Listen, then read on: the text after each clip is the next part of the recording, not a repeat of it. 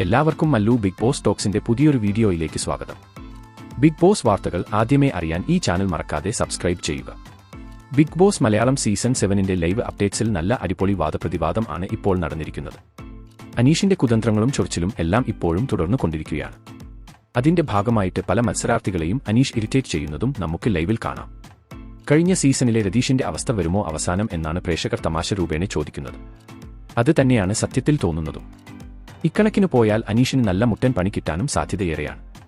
ഇപ്പോൾ ലൈവിൽ ആദിലയെയും നൂറയെയും തല്ലിപ്പിരിക്കാൻ ഉള്ള ഒരുക്കങ്ങളാണ് അനീഷ് കാണിച്ചു കൂട്ടുന്നത്. അതിനുള്ള സ്ട്രാറ്റജിയാണ് അനീഷ് ഒരുക്കുന്നത്. ഇവരുടെ സംസാരത്തിനിടയിൽ ആദില പറയുന്നുണ്ട് ഇവരെ രണ്ടുപേരെയും ഒരു കോണ്ടസ്റ്റന്റ് ആയിട്ടാണ് ബിഗ് ബോസ് പരിഗണിക്കുന്നത് എന്ന്. അപ്പോൾ ഉടനെ തന്നെ അനീഷ് പറയുന്നുണ്ട് എനിക്ക് നിങ്ങളെ ഒരിക്കലും ഒരു കോണ്ടസ്റ്റന്റ് ആയിട്ട് കാണാൻ സാധിക്കില്ല. ടാസ്കിലും എല്ലാ കാര്യത്തിലും നിങ്ങൾ ഒരുമിച്ചായിരിക്കാം. പക്ഷേ നിങ്ങൾ രണ്ടുപേരും രണ്ട് ഇൻഡിവിജ്വൽസ് ആണല്ലോ. രണ്ടുപേർക്കും രണ്ട് അഭിപ്രായം ആണ് ഉള്ളത്. അപ്പോൾ എങ്ങനെ ഒന്നായിട്ടു കാണാൻ സാധിക്കും? എനിക്ക് അതിന് കഴിയില്ലെന്ന് അനീഷ് പറയുന്നു. അപ്പോൾ തന്നെ ആദില പറയുന്നുണ്ട് അതെ, ഇന്നലെ എനിക്ക് നിങ്ങളുടെ മുഖത്തു ആണ് ഫോം തേക്കാൻ ആഗ്രഹം. എന്നാൽ നൂറയാണ് പറഞ്ഞത് ശൈത്യയുടെ മുഖത്തു തേക്കാൻ.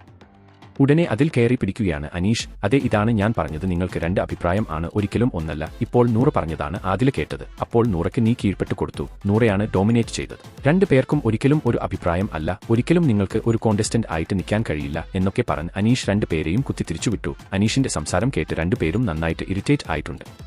അനീഷിന്റെ പിറകെ നടന്നു രണ്ടുപേരും നന്നായിട്ട് വാക്കുപോർ നടത്തിയിട്ടുമുണ്ട്.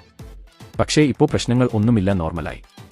എന്നാൽ അനീഷ് ഇട്ടത് ഒരു വമ്പൻ കനൽ തിരിയാണ്. നൂറയും ആദിലയും തമ്മിൽ തിരിക്കാൻ ഉള്ള ഏറ്റവും വലിയ സ്ട്രാറ്റജിയാണ് അനീഷ് ഇപ്പോൾ ഇട്ടിരിക്കുന്നത്. ഇവർ തമ്മിൽ അഭിപ്രായ വ്യത്യാസം ഉണ്ടാകാനും ഇത് തന്നെ ധാരാളം. കാത്തിരുന്നു കാണാം ഇനി എന്തൊക്കെ സംഭവിക്കും എന്ന്.